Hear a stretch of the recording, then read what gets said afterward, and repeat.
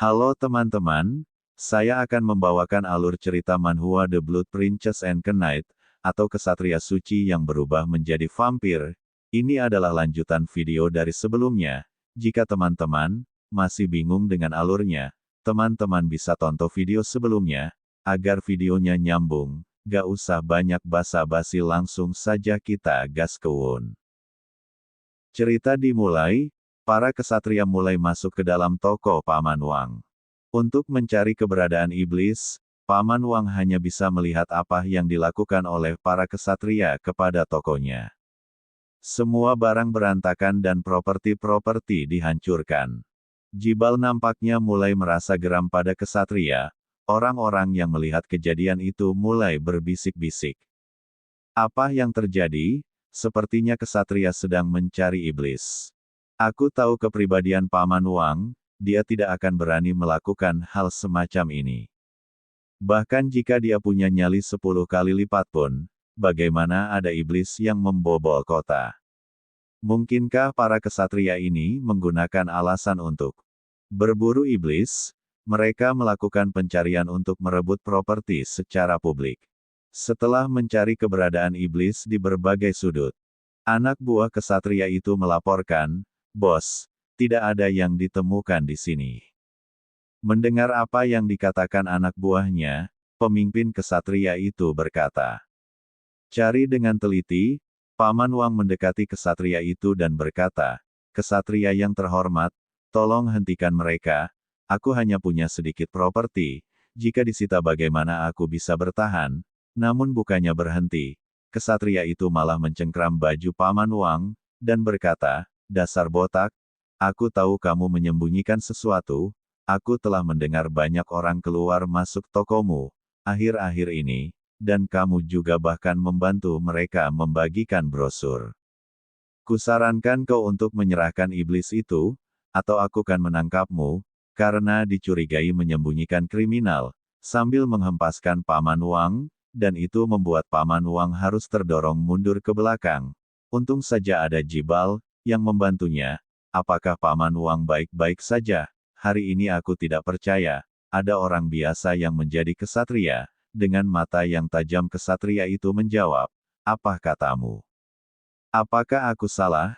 Sebagai paladin di resimen kesatria yang mulia, kau tidak mengeluarkan perintah kesatria, sebaliknya kau telah langgar kediaman orang biasa, dan menyabotase properti warga." Perbuatan seperti itu, seperti sekelompok orang primitif, yang tidak beradab. Bagaimana mungkin orang seperti dirimu menjadi seorang kesatria?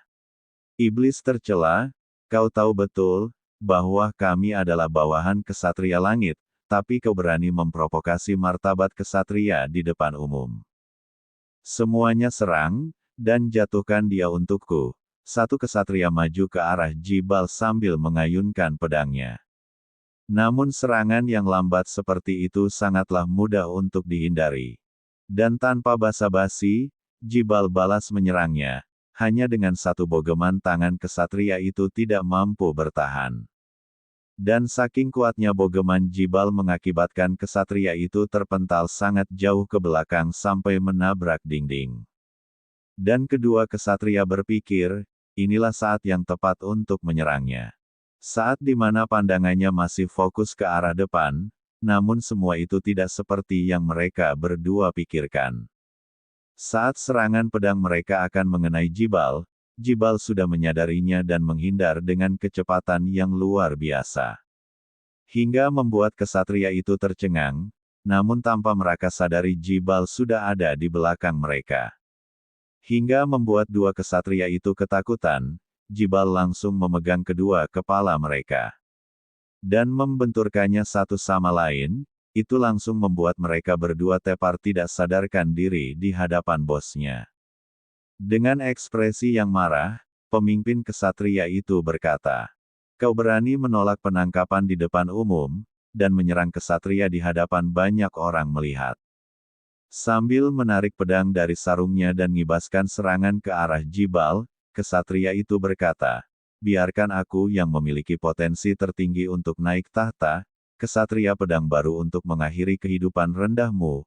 Berbagai serangan muncul di hadapan Jibal, namun Jibal hanya santai saja, seolah-olah serangan itu tidak ada apa-apanya di hadapannya, dan hanya dengan satu tangannya Jibal mampu menangkap pedang kesatria itu, tanpa sedikit pun terkena goresan. Jibal berkata, "Kesatria. Apa kamu tahu apa itu kesatria? Camkan ini, demi melindungi orang yang dicintai." Di pedang mereka berlumuran darah iblis, demi keadilan tubuh mereka yang bersih dibebani dengan kejahatan pembantaian. Dan hanya dengan satu kibasan tangannya kesatria itu terhempas jauh sampai-sampai tubuhnya membentur tembok dengan kuat. Itu membuat kesatria itu langsung KO, demi kemuliaan tulang-tulang yang tak bernama dikubur di tanah yang diam. Mereka adalah kesatria yang sebenarnya, kesatria yang murni dan bersih. Dan kau, hanyalah sampah yang mengumpulkan kepercayaan diri dan superioritas, dari menindas orang yang biasa, dan menyalahgunakan kekuatan hanya karena kau memiliki hak istimewa yang lebih tinggi daripada orang lain, dan kau tak berhak memakai lencana kesatria ini. Jibal masih melihat ke arah lencana dan sambil memegang lencana itu dengan kuat. Apa aku harus menghancurkannya? Aku rasa tidak. Sambil melemparkan lencana itu ke lantai. Oke teman-teman, cukup sampai di sini ceritanya, dan sampai bertemu di video selanjutnya.